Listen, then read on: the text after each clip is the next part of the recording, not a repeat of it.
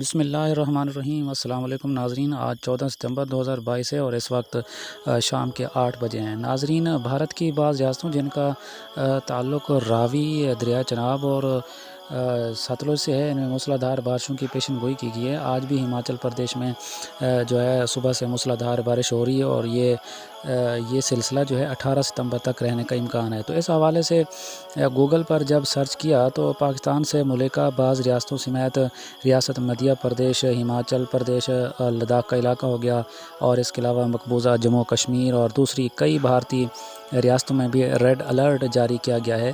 اور red alert کا ناظرین مطلب ہوتا ہے کہ خطرہ بہت زیادہ ہے کہ ندی نالوں میں ان بارشوں کی وجہ سے طغیانی آ سکتی ہے۔ تو اسی حوالے سے FFD اور PTMA پنجاب نے اپنی رپورٹس میں انتباہ جاری کیا تھا کہ ستلج، راوی اور چناب میں پانی آ سکتا ہے۔ تو لہٰذا کیچمنٹ ایریاز اور نشیبی علاقوں کے لوگ بہتر ہے وہاں سے نکل جائیں۔ تو اس مراسلے کو لے کر کافی چینلز پر خوف و ہراس پھیلایا جا رہا ہے کہ ستلج میں کوئی بڑا سیلابی ریلا آ رہا ہے۔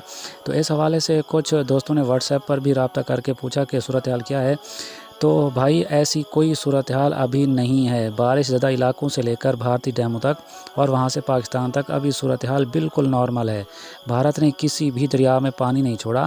الرٹ کا مطلب ہوتا ہے کہ سیلابی کیفیت پیدا ہو بھی سکتی ہے اور نہیں بھی ہو سکتی۔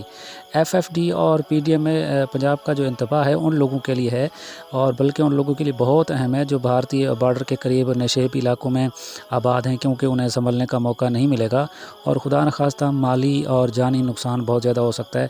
تو میں ایک بات پھر عرض کرتا چلوں کہ اس وقت یعنی 14 ستمبر 2022 کی شام تک صورتحال بالکل نارمل ہے۔ TV چینلز پر ایک ہیجان پیدا کیا جا رہا ہے کہ اور یہ سارا کچھ آپ کو پتہ ہے کہ یہ ریٹنگ کے چکر میں کرتے ہیں۔ تو میری کوشش ہے کہ پل پل کی جو بدلتی صورتحال ہے اس سے آپ کو آگاہ کرتا رہوں کہ صورتحال کس رخ کی طرف جا رہی ہے، خاص طور پر ہمارا جو اپنا دریا ستلج۔ تو جس بھائی کو میری بات پہ میں پھر عرض کرتا چلوں کہ اعتبار نہیں ہے، وہ خود بھی گوگل پر جا کر فلڈ فورکاسٹنگ اور پنجاب ڈیزاسٹر مینجمنٹ جو اتھارٹی کی آفیشیل ویب سائٹ ہے وہاں پر جو آج کا مراسلہ جاری ہوا یا کل کا ہوا ہے اس پہ ذرا دھیان سے پڑھ لے اور اس کو صورتحال بہت حد تک واضح ہو جائے گی، اس کو سمجھ آ جائے گا کہ مراسلے میں کیا کہا گیا ہے۔